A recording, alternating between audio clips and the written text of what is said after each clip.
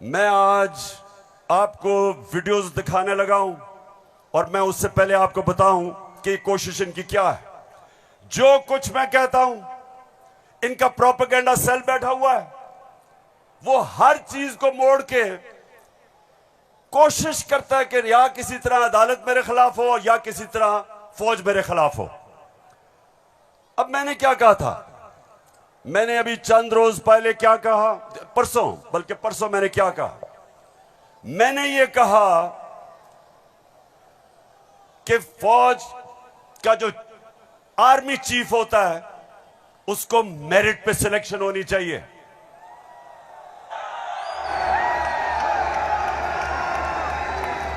अब मुझे ये बताओ कि कोई भी किसी का खैर ख्वाह होता है, वो हमेशा चाहेगा अगर इदारा मजबूत करना है मेरिट पे सिलेक्शन हो। ये दुनिया का असूल है। आपने अगर फैक्ट्री सही चलानी है, ऊपर मेरिट पे आदमी बिठाओ। आपने अगर मुल्क को ऊपर लेके जाना है, क्रिकेट टीम अच्छी बनानी है, तो मेरिट के ऊपर सिलेक्शन हो। इसमें क्या गलत बात की थी? और मैंने साथ ये कहा था कि नवाज शरीफ और आसिफ जरदारी, ये किसी सूरत इन दो डाकुओं को पाकिस्तान का आर्मी चीफ नहीं सिलेक्ट करना चाहिए। ये क्यों कहा था मैंने ये इसलिए कहा था, सबसे पहले नवाज शरीफ मुल्क का मुजरिम है। अरबों रुपए की प्रॉपर्टीज बाहर इसकी पनामा में पकड़ा गया, सजा हुई इसको। झूठ बोल के मुल्क से बाहर भागा, मफरूर है। मुझे यह बताएं पेशावर, जरा मुझे यह बताएं कि क्या एक चोर को, एक मफरूर को, एक भगौड़े को जो मुल्क से बाहर पैसा ले जाता है, क्या उसको पाकिस्तान का आर्मी चीफ सिलेक्ट करना चाहिए? जरा मुझे बताएं। और इधर बात खत्म नहीं होती। दूसरी, डॉन लीक्स क्या थी? हिंदुस्तान पाकिस्तान की फौज को कह रहा था ये दहशतगर्दी कर रही है। हिंदुस्तान उस वक्त के पाकिस्तान के सिपाहसालार रहील शरीफ को कह रहा था ये दहशतगर्दों का सरदार है। और डॉन लीक्स में क्या चीज सामने आती है? बजाय नवाज शरीफ और नून लीग अपनी फौज के साथ खड़े हो, वो हिंदुस्तान को पैगाम पहुंचाते हैं कि जी हम कुछ नहीं कर रहे, फौज सब कुछ कर रही है। अपने से फौज को अलग कर लिया। काठमांडू में सार्क मीटिंग में बरका दत्त किताब में लिखती है कि नवाज शरीफ छुप छुप के नरेंद्र मोदी को मिल रहा था, अपनी फौज से डर के। और दूसरी तरफ आसिफ जरदारी, वो अमेरिकनों को कहता है, अपने अमेरिका में पाकिस्तान का एम्बेसडर हुसैन हक्कानी, वो जाके अमेरिकनों को, एडमिरल मलन को कहता है कि जनाब गवर्नमेंट को और जरदारी की गवर्नमेंट को पाकिस्तान की फौज से बचा लो। ये वो लोग हैं, बताओ मुझे, ये आर्मी चीफ सिलेक्ट कर सकते हैं? क्या हम इतने अहम ओहदे इन दोनों चोरों के हाथ में देंगे? नहीं देंगे। लेकिन तीसरी चीज पेशावर सुनो, इन्होंने सबको, मैंने बार बार आपको वो मुरासला दिखाया जो अमरीकी अंडर सेक्रेटरी ने धमकी दी पाकिस्तान को, पाकिस्तान के एम्बेसडर असद मजीद को, कि अगर तुमने इमरान खान को ना हटाया तो पाकिस्तान को मुश्किलों का सामना करना पड़ेगा। और नो कॉन्फिडेंस मोशन में अभी टेबल नहीं हुई थी, तब वो धमकी देता है। और सबको पता है उसके बाद क्या हुआ।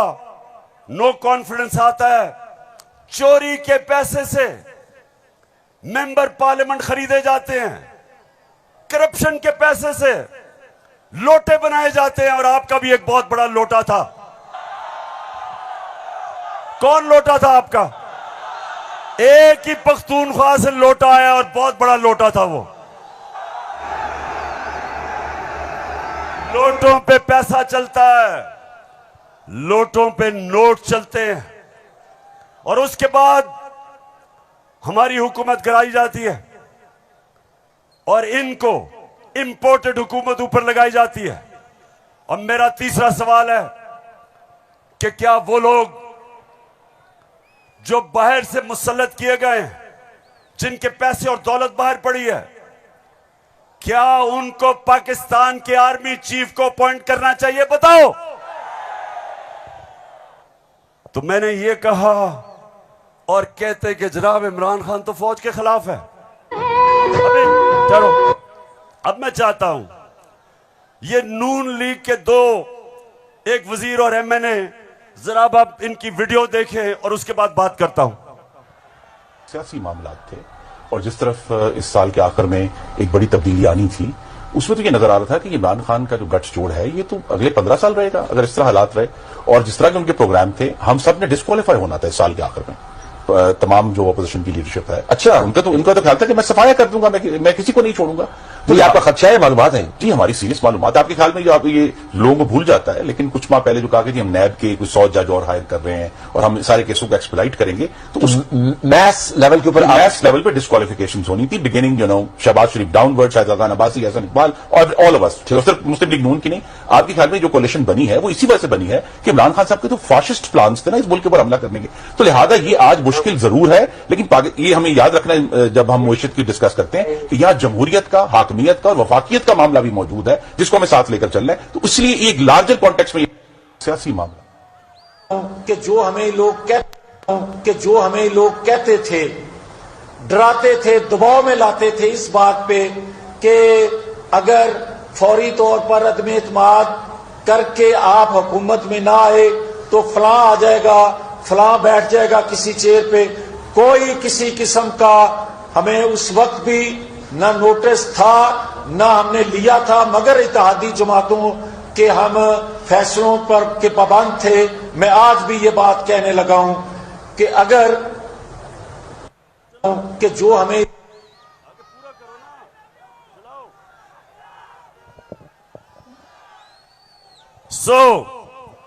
इसलिए ये हुकूमत हमारी गिराना चाहते थे कि इमरान खान एहतसाब ना कर दे। डर ये था कि अगर इमरान खान रह गया तो ये जेल में चले जाएंगे, क्योंकि इन्होंने जो चोरी किया वो पकड़ी जाएगी। मतलब ये कि ये इसलिए गिराना चाहते थे, महंगाई वजह नहीं थी, माइशत वजह नहीं थी, वजह सिर्फ एक थी कि इन्होंने एनआरओ लेना था और 1100 अरब रुपया अपना माफ करवाया। अब मैं ये चाहता हूं कि ये जो नून लीग प्रोपेगेंडा कर रही है कि इमरान खान फौज के खिलाफ है, जरा सुने कि इनके लीडर्स ने फौज के खिलाफ क्या बातें की। और मैं चाहता हूं मीडिया इसको दिखाए ताकि पता चले कि ये जो लोग आज इक्तदार में बैठे हैं और ये हर रोज प्रोपेगेंडा कि किसी तरह तहरीक इंसाफ और फौज की लड़ाई हो जाए, जरा ये सुने कि इन्होंने फौज के मुतालिक क्या बातें की थी। जनरल कमर जावेद बाजवा साहब, आपने हमारी अच्छी भली चलती हुकूमत को रुखसत करवाया, जजों से जोर जबरदस्ती से फैसले आपने लिखवाए। फौज के जवानों और अफसरों के नाम जब आप किसी फर्द वाहिद या मफाद परस्त टोले के लिए आइन तोड़ने के मुर्तकिब होते हैं, वहाँ आप खुद अपनी कौम को, अपने मुल्क और अपने लोगों को आइन शिकनों के रहमो करम पर छोड़ रहे होते हैं। हाँ, नवाज शरीफ ने ये जरूर किया कि उसने किरदारों और इदारों के दरमियान एक वाज़ेह लकीर खींच दी है। एक या दो अफराद इदारा नहीं हुआ करते, एक या दो अफराद इदारों की बदनामी का बायस बना करते हैं।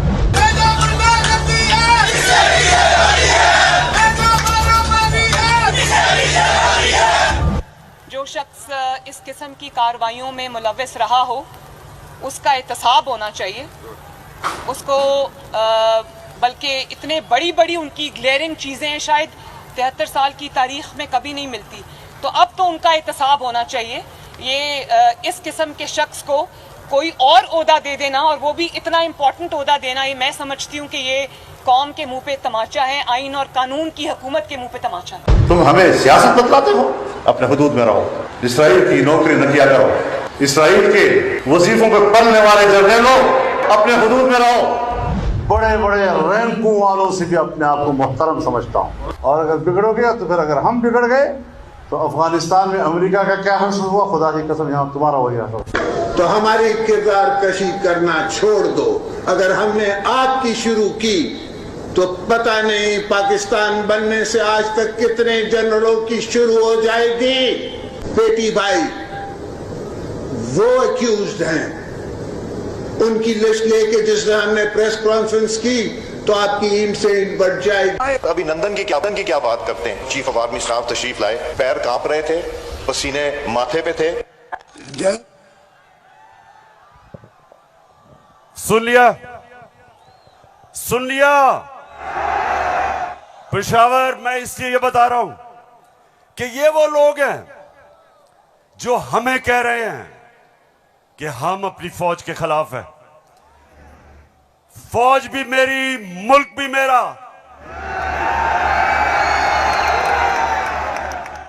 जितने इदारे मजबूत होंगे मुल्क मजबूत होगा, अदलिया मजबूत होगी मुल्क मजबूत होगा, फौज मजबूत होगी, हम आजाद हो सकेंगे। हम अपनी आजादी, हम किसी के सामने झुकेंगे नहीं।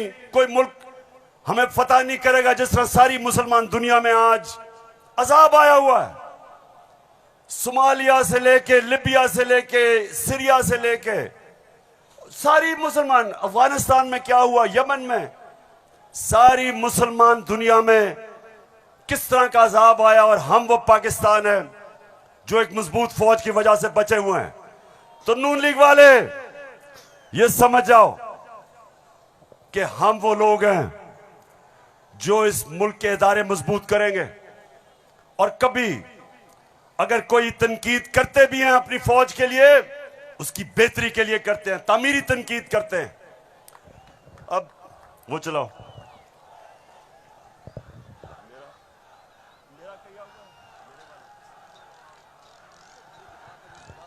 ये बड़ा इंपॉर्टेंट है, मैं अपनी सारी कौम के सामने कहना चाहता हूं। देखिए, एक तो जो फौज का इदारा है, कभी इसके खिलाफ बात ना करें, क्योंकि फौज एक ऐसी चीज है जो अगर हमारी फौज ना होती तो ये मुल्क में नहीं रहना था।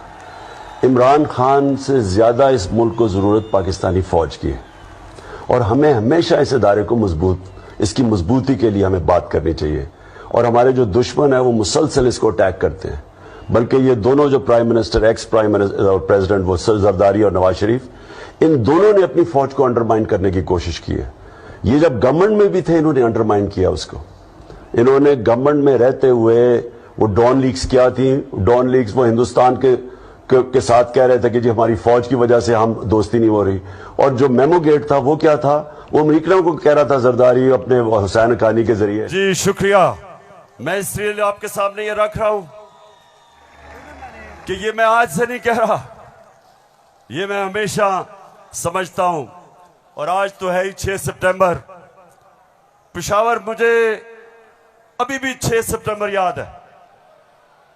मैं उस वक्त स्कूल में था, और मुझे याद है जब के लाहौर के पास हिंदुस्तान की फौज आई, और जो वहां जिस तरह की हमारे घरों में बमबारी की आवाज आ रही थी, तो मुझे तो बड़ी अच्छी तरह 6 सितंबर याद है। और मुझे यह भी याद है कि सारी कौम तब खड़ी थी अपनी फौज के साथ। अब दूसरी चीज, मैं ये चाहता हूं कि आप सब देखें कि जुडिशरी के खिलाफ ये नून लीग ने पाकिस्तान की अदलिया के खिलाफ क्या बातें की हैं, जरा ये जरूर देखें, फिर मैं आप अगली बात करता हूं।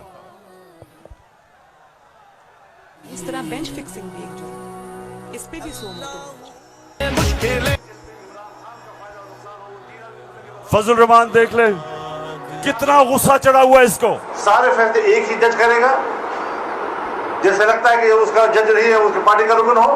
जब बेंच बना तब से लेकर आज तक के फैसले तक इंसाफ होता हुआ नजर नहीं आ रहा था। अपने एक शख्स की वजह से आज आइन की तशरीह को में फर्क डाला जा रहा है। अपनी मर्जी से आइन की तशरीह की जा रही है। फुल कोर्ट इसलिए नहीं बनाया गया कि अगर फुल कोर्ट बन जाती तो आज का फैसला मुख्तलिफ होता।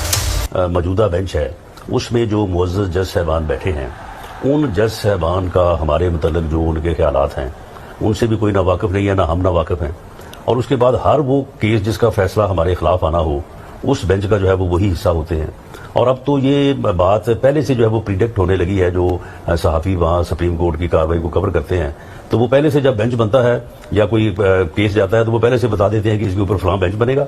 अगर कुछ लोग गैर जानिबदार नहीं होंगे, अगर इसके सहूलतकार पीछे नहीं हटेंगे तो हमें बता दें मुल्क कौन चलाएगा। सुप्रीम कोर्ट के जजेस ने पीछे बेंड करके अपने आप को कभी इधर कि नहीं शायद उनको समझ नहीं आई, शायद उनके तक पैगाम नहीं पहुंचा, वगैरह वगैरह वगैरह करके इनको हाथ नहीं लगाया। इनको तो मतलब ये है कि इनको कौन सी दीवार पे लगाया।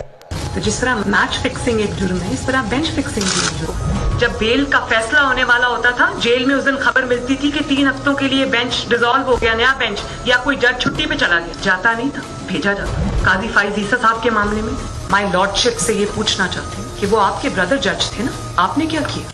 तो फिर हमारी बात नोट कर लो, हम हर उस अदालत का और उस जज का घेराव करेंगे जो तुम्हारे इस गंदे और घटिया एजेंडे को परवान चढ़ाने के लिए अपोजिशन के खिलाफ जो है इक़दाम करेगा। चीफ सेक्रेटरी साहब, आपको इस बात का जवाब देना पड़ेगा। आपने इधर ही रहना है, आपके बच्चों ने भी इधर ही रहना है। कमिश्नर लाहौर साहब, आपने भी इधर रहना है, आपने सर्विस भी करनी है। इसलिए आपको ये चाहिए था कि आप इस गैर कानूनी अमल के आगे दीवार बनते और इसे बजा लाने से इनकार करते। आला अदलिया के जजेस पार्टी बनकर अगर चीफ जस्टिस वो जबान इस्तेमाल करेंगे जो इमरान खान कंटेनर पे चढ़ के करता था, तो उस जबान का वही जवाब मिलेगा जो नवाज शरीफ के सियासी मुखालिफिन को दिया जाता है। आप कौन होते हो किसी की तौहीन करने वाले? आप कौन होते हो किसी की तज़हीक करने वाले? ऐसे नाइंसाफी पर मबनी फैसले करोगे, बुग़्ज़ पर मबनी फैसले करोगे, इंतकाम वाले फैसले करोगे तो कौन इज्जत करेगा आपकी? ये तौहीन अदालत लगा देते हो। 5 मेंबर बेंच ने सियासी पार्टी बना दिया पूरी अदलिया को और उसको मुस्लिम लीग नून के सामने ला के खड़ा कर दिया। क्या बताओ, मुल्क की सबसे बड़ी अदालत की इससे भी बड़ी तौहीन हो सकती है कोई? हम आपकी इज्जत करना चाहते हैं, आप भी तो अपनी इज्जत करवाओ। तो जस्टिस अजमत सईद साहब जो है उनको कौन नहीं जानता, पर्सनली जाती तौर पे असरअंदाज होकर उन्होंने JIT बनवाई। बदनाम जमाना JIT को आज तक व्हाट्सएप। मैं सिर्फ आपको ये थोड़ा सा सैंपल दिखा रहा हूं कि किस तरह का ये अपने पाकिस्तान की अदलिया के खिलाफ क्या जबान इस्तेमाल की गई है। और मैं अपना आपको बता दूं, आज से 26 साल पहले जब मैंने सियासत शुरू की तो उसको इंसाफ की तहरीक का, आजाद अदलिया के लिए सबसे पहले हम खड़े हुए। जेल में वाहिद सियासी लीडर था जो आजाद अदलिया के लिए जेल में गया। 2008 की इलेक्शन बॉयकॉट की अपनी अदलिया के लिए। उसके बाद जब हम इक्तदार में आए तो इस्लामाबाद में 50 साल के बाद पहली दफा जुडिशल कॉम्प्लेक्स बनाया अपने जजेस के लिए। मैं ये इसलिए आपको कह रहा हूं कि जो कानून की बालादस्ती, रूल ऑफ लॉ, कोई माशरा आगे नहीं बढ़ सकता जब तक वहां इंसाफ नहीं होता, और इंसाफ देती है अदलिया। इसलिए हमने हमेशा अपनी अदलिया की इज्जत की है।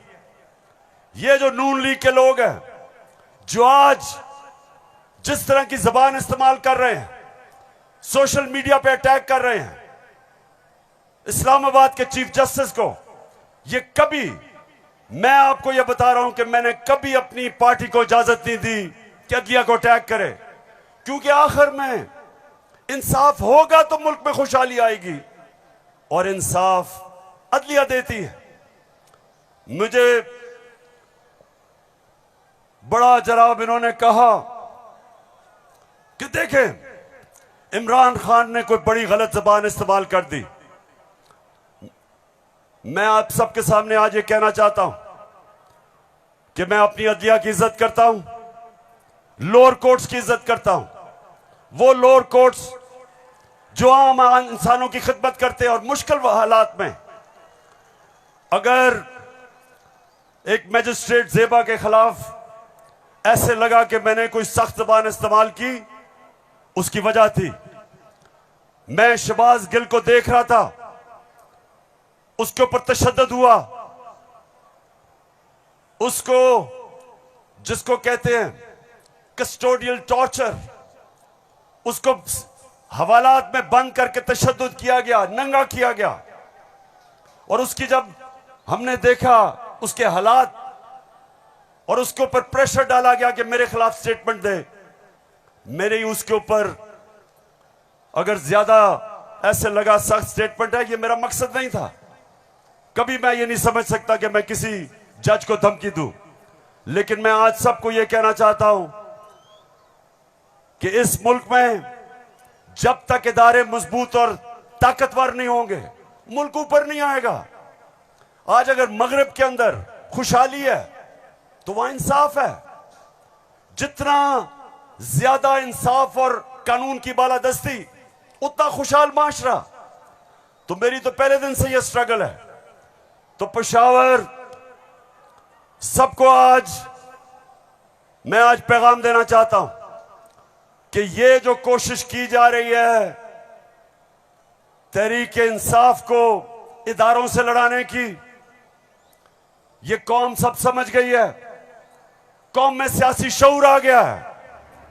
लोग एक एक चीज, कभी भी पाकिस्तान के अंदर अवाम और बच्चे और नौजवान और मेरी ख्वातीन बहनें, कभी इस तरह का शऊर और बेदारी नहीं थी जो अल्लाह के फजल से आज पाकिस्तान में है। तो ये जो चोरों का टोला, ये जो बार बार कोशिश कर रहा है कि तहरीक इंसाफ को दीवार से लगाया जाए, सब सुन लो कि जितना तुम मुझे दीवार से लगाओगे उतना मैं और तुम्हारे से मुकाबला करूंगा, लड़ूंगा तुम्हारे से।